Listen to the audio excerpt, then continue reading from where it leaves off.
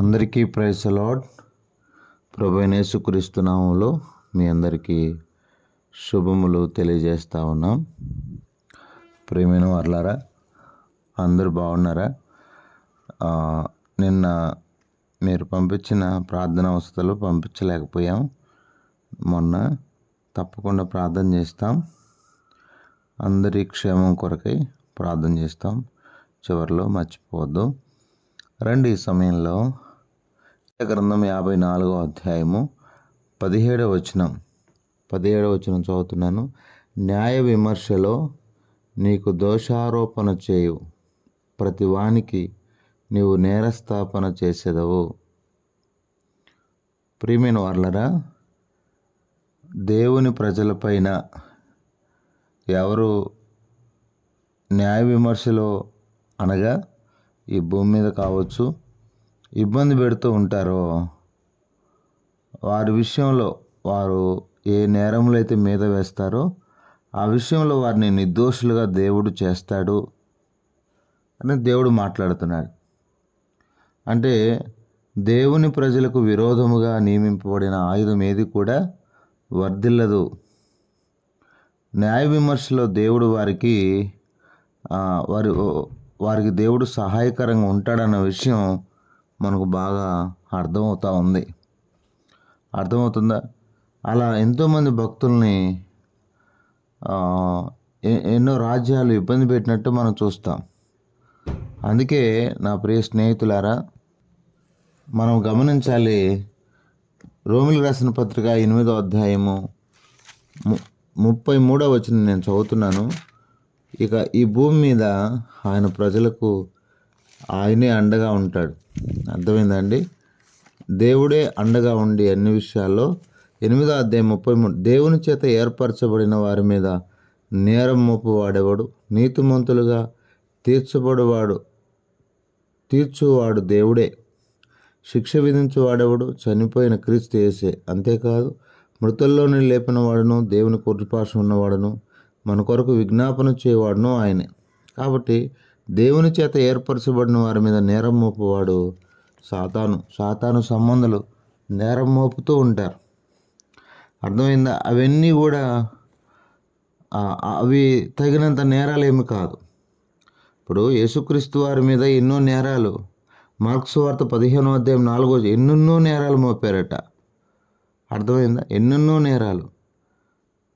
అయితే లూకా సువార్త 23:14 మనం చూస్తే, మీరు మోపిన నేరంలో ఒకటి కూడా నాకు ప్రభువులో కనపరాలేదు, ఈయన నిర్దోషి, ఈయనలో ఏ పాపం నాకు కానలేదని పిలాతే అన్నాడు. అర్థమైందా అండి?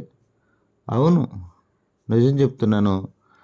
అపోస్తలుడైన పౌలు మీద కూడా యూదులు ఆయన చంపాలని ఎన్నో నిందలు వేశారు, ఎన్నో నేరాలు మోపారు.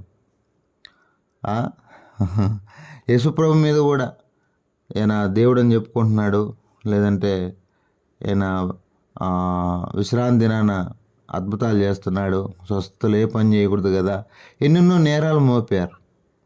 అపోస్తలుడైన పౌలు మీద కూడా ఎన్నో నేరాలు, ఎన్నో నేరాలు మోపారట. అపోస్తల కార్యములు 23వ అధ్యాయము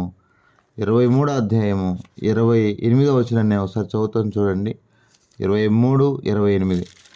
కాబట్టి ఆయన ప్రజలు మీద ఎవరైనా తప్పుగా ఆరోపణలు చేస్తే, ఇప్పుడు నాబోతును చంపించడానికి తప్పుడు సాక్ష్యాలు పెట్టారు అబిగైలు, క్షమించండి యెజబెలు. అర్థమైందా? అపోస్తల కార్యములు 23వ అధ్యాయం 28వ వచనం చదువుతున్నాను. వారు అతని మీద మోపిన నేరమేమో తెలుసుకుని కోరి నేను వారి మహాసభ యొక్క తీసుకుని వచ్చి వారు తమ ధర్మశాస్త్రం గురించి అతని మీద నేరం మోపిరే కానీ మరణంకైనా బంధపోయిన తగిన నేరం అతని ఎందు ఏమీ కనపరచలేదు. ఈరోజు క్రైస్తవుల మీద చూడండి, ఎంతో కుట్ర. అర్థమైందా? 30వ వచనం, అయితే వారు ఈ మనుషుల మీద కుట్ర చేయనై ఉన్నారని నాకు తెలియవచ్చినందున వెంటనే అతన్ని నీ ఎద్దుకు పంపించితిని. నేరం మోపిన వారు అతని మీద చెప్పవలనని ఉన్న సంగతి నీ ఎదుట చెప్పుకొని ఆజ్ఞాపించితిని. కాబట్టి అనేక మంది కుట్ర చేసి పౌలు గారిని చంపాలన్న ఉద్దేశం. ఈ రోజుల్లో కూడా చూడండి, ఎంతోమంది కుట్ర ఎంతోమంది. అందుకే 23వ అధ్యాయంలో పౌలు గారి విషయంలో చూడండి 9వ వచనం. అప్పుడు పెద్ద గొల్లు పుట్టెను. పరిసయ్యులు పక్షముగా ఉన్న శాస్త్రులు కొందరు లేచి, ఈ మనుషుని యందు ఏ దోషమా కనబడలేదు, ఒక ఆత్మైనను దేవదూతైన అతనితో మాట్లాడి ఉండవచ్చునని చెప్పుచు తగువలాడిరి. ఎంత చూడండి కొంతమంది పాపం ఎంతగా ఈ ఈ ఈ మనిషి యందు ఏ దోషం మాకు. కాబట్టి దేవుని బిడ్డలారా, ఏదేమైనప్పటికీ మన దేవుడు నిర్దోషి. అనేకుల్ని నిర్దోషులుగా చేసి యెషయా గ్రంథం 53లో మనం చూస్తాం. అర్థమైందా? కాబట్టి తన ప్రజలను కూడా దేవుడు నిర్దోషులుగా ఈ భూమి మీద చూడాలనుకుంటున్నాడు. ఒకవేళ లోకంలో ప్రజలు మనకు విరోధులు ఒకవేళ మన మీద నేరాలు మోపచ్చు. ఎందుకంటే పరిచయను అడ్డగించడానికి, పరిచయను పాడు చేయడానికి ఎవరైనా అడ్డగించవచ్చు. అయితే దేవుడు మన పక్షాన ఉన్నాడు. దేవుడు మన పక్షాన అవును. కాబట్టి ఒకవేళ మనల్ని ఏదో ఇబ్బంది పెట్టాలని చూసినా కానీ ప్రభు న్యాయవంతుడు కదా. ఈ న్యాయ విమర్శలో దేవుడే తగిన విజయాన్ని ఇస్తాడు. తప్పుడు కేసులు పెడుతుంటారు కొంతమంది. ఏ కేసులు? తప్పుడు కేసులని పెడుతుంటారు. కాబట్టి ఎన్ని నేరాలు మన మీద మోపినా వాటంటిని తుత్తు నీళ్ళు చేయగల శక్తి ప్రభు మనకిస్తాడు. అర్థమైందా? దేవుడు వారికి ఇస్తాడు. ఆయన సేవకులకి ఇస్తాడు. అర్థమవుతుందా? యెహోవా యొక్క సేవకుల నీతి నా వలన కలుగుచున్నది, ఇది వారి స్వాస్థ్యము. కాబట్టి దేవుని చేత నీతిమంతులుగా చేయబడ్డాం. ఒకవేళ మనలో పొరపాట్లుండి ఒకవేళ నేరాలు మోపితే తప్పులేదు, కానీ అయితే నేరం లేకుండా ఇంకా ఈరోజు క్రైస్తవుడు ఎలాంటి వాడు తెలుసా? యేసుక్రీస్తు వారు మనకు నేర్పించింది ఏంటి? యెషయా గ్రంథం 53వ అధ్యాయము 11వ వచనం. అతడు తనకు కలిగిన వేదన చూసి తృప్తినందును, నీతిమంతుడైన నా సేవకుడు జనుల దోషమును భరించి తనకున్న అనుభవజ్ఞానం చేత అనేకులను నిర్దోషులుగా చేయను. అనేకులను నిర్దోషులుగా చేసేది క్రైస్తవ్యం. అనేకుల మీద నేరాలు మోపేది కాదు. ఒకవేళ క్రైస్తవుల మీద ఎవరైనా నేరాలు మోపుతారేమో. అర్థమైందా? మన మీద నేరం మోపువాడు ఉన్నాడు, సాతాను. అర్థమైందా? అవును. సాతాను ఫిర్యాదు అయి యెహోషువ దగ్గరికి వచ్చింది, మలిన వస్త్రాలు ధరించి ఉన్నాడని. యోబు దగ్గరికి వచ్చింది, ఆయన కుటుంబం చుట్టూ కంచె వేశావుగా. మోషే దగ్గరికి వచ్చింది, అతని శరీర విషయంలో యుద్ధం జరిగింది మిఖాయిలతో. ప్రియ స్నేహితులారా, నీతిమంతుడైన నా సేవకుడు జనుల దోషమును భరించు తనకున్న అనుభవ జ్ఞానము చేత అనేకులను నిర్దోషులుగా చేయను. యేసుక్రీస్తు వారు అనేకులను నిర్దోషులుగా చేశాడండి. నిజమైన సేవకుడైన ప్రపంచానికి ఒక మంచి సేవకుడిలాగా పనిచేశాడు ఈ పరమ తండ్రి. మరి మనం కూడా ఈ ప్రపంచానికి ఒక మంచి సేవకులాగా నిజంగా అనేకుల దోషాన్ని భరించి అనేకులను నిర్దోషులుగా మార్చేదే నేటి క్రైస్తవం యొక్క ముఖ్య ఉద్దేశం. కానీ ఏదో మతాలు మార్చడమో, కులాలు మార్చడమో, మనసు మారడమే. పాపభూయిష్టమైన ఈ లోకంలో పాడైపోయిన మానవుడు పరిశుద్ధంగా బ్రతకాలి అనేదే.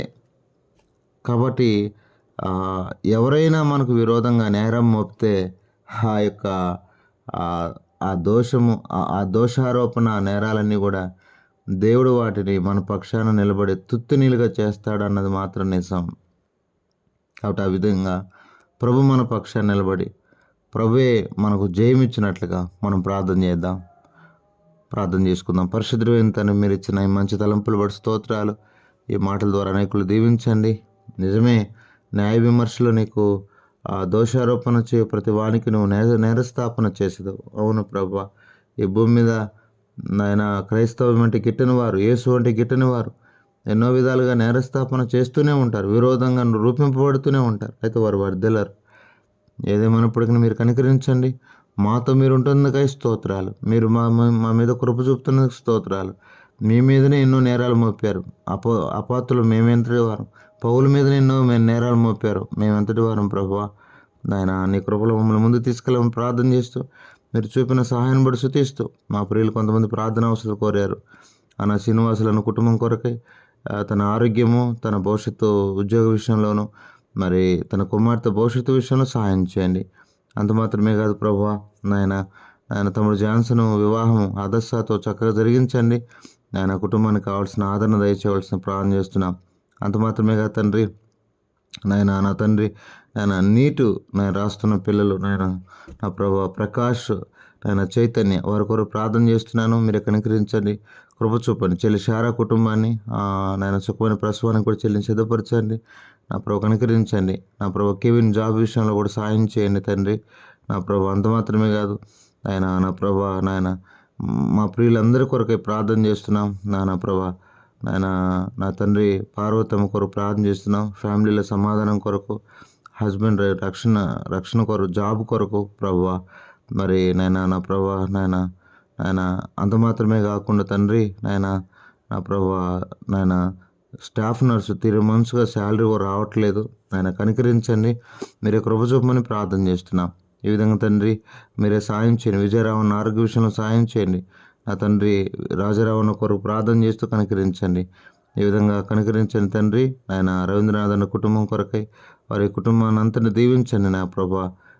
అంత మాత్రమే కాదు ప్రభా, సుదర్శన నా ప్రభా సహోదరి కుటుంబం కొరకై 17వ వెడ్డింగ్ యానివర్సరీ, నా హస్బెండ్ రక్షణ కొరకు, మంచి ఆరోగ్యం కొరకు, పిల్లలు హాస్టల్స్ వెళ్తున్నారు ప్రభా, వారి కొరకు ప్రార్థన చేస్తున్నాం.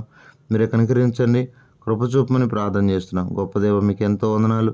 మీరు అద్భుతములు చేయవాడు, ఆశ్చర్య కార్యములు చేయవాడు కనుక మీరే కృప చూపమని ప్రార్థన చేస్తున్నాం. ఈ విధంగా తండ్రి నా ప్రభా, మా ప్రియులు గతంలో ప్రార్థన అవసరాలు కోరినవారు మేము ప్రార్థన చేస్తున్నాం. కనికరించండి నా ప్రభా. నా ప్రభా చాలామంది కూడా నా ప్రభా అశాంతితో ఉంటున్నారు, విడుదల కొరకు ప్రార్థించమన్నారు. నా ప్రభా నా తండ్రి క్రాంతి వారి కుటుంబం కొరకు ప్రార్థన చేస్తున్నాం. కనికరించండి, వారిని ఆదరించవలసిందిగా ప్రార్థన చేస్తున్నాం. ఏదేమైనప్పటికీ నా ప్రభా నా ప్రభా సెటిల్మెంట్ జాబ్ కొరకు నా ప్రభా నా తండ్రి కోరుతున్నారు బిడలు. నా ప్రభా నా ప్రభా షారోన్ కొరకు ప్రార్థన చేస్తున్నాం. మీరు కనికరించండి ఈ విధంగా మా ప్రియులందరి కొరకై మీ సన్నిధిలో వేడుకుంటున్నాం. మీరు కనికరించండి. చాలామంది జాబ్స్ కొరకు ప్రార్థన చేస్తున్నారు. ప్రభా డోరతి ఏఎన్ఎం రెగ్యులర్ జాబ్ కొరకు ప్రార్థించమన్నారు. కనికరించండి. అనంతపురం జిల్లా గాలిదిన మండలం కొత్తూరు బ్లెస్ జ్వరంతో కూర్చోలేక ఉంటుంది ప్రభా. సహోదరి ఆరోగ్యం విషయంలో కూడా మీరు కనికరించి సహాయం చేయండి. అందరిని కూడా మీరు స్వస్థపరచండి. మీ ప్రియులు మీరు స్వస్థపరిచి మీ ప్రియులు కావాల్సిన ఆరోగ్యాలు మీరు దయచేయమని, ఇతను కూడా మా ప్రయాణాల్లో అన్ని విషయాలు తోడుగున్నామని యేసు పరిశుద్ధ నామములో ప్రార్థన చేసి అడిగి వేడుకుంటున్నాం తండ్రి. ఆమేన్.